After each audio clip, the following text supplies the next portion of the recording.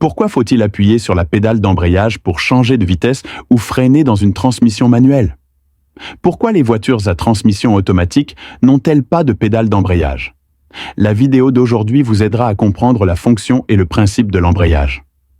Bonjour les gars, vous êtes maintenant sur la chaîne automobile.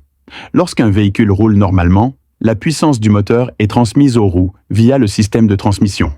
Cependant, lorsque le véhicule décélère et freine, la force de traction des roues est transférée au moteur. Si le système de transmission ne s'arrête pas, la force de traction des roues provoquera l'arrêt du moteur.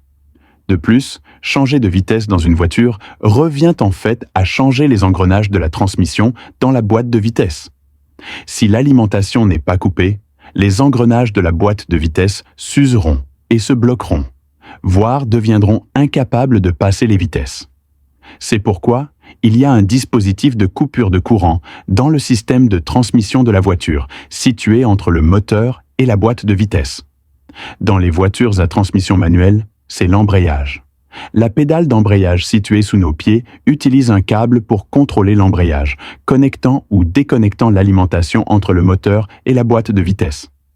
Dans des conditions normales, le disque d'embrayage est en contact étroit avec le volant moteur du moteur.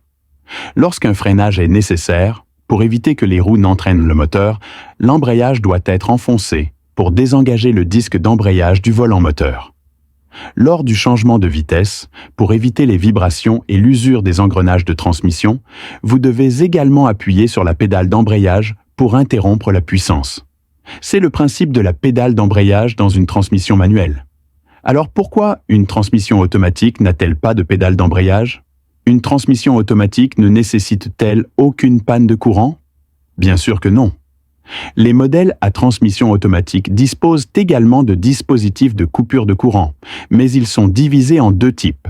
Le premier est la transmission à double embrayage, qui utilise également un embrayage, mais contrôle automatiquement le désengagement de l'embrayage lorsque le conducteur applique les freins.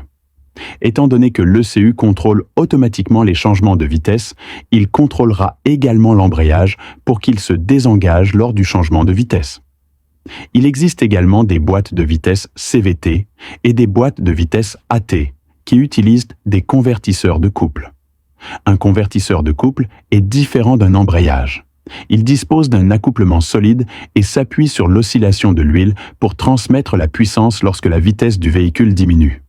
La connexion électrique est relativement flexible, de sorte que l'efficacité de la transmission n'est pas élevée.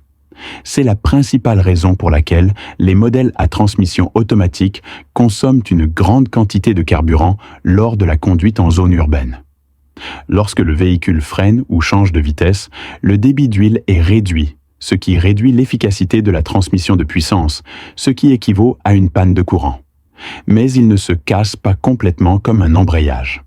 La puissance est légèrement transférée, mais pas suffisamment pour faire éclater les pneus et caler le moteur. Lors du changement de vitesse, cette faible force ne fera pas vibrer les engrenages de la transmission.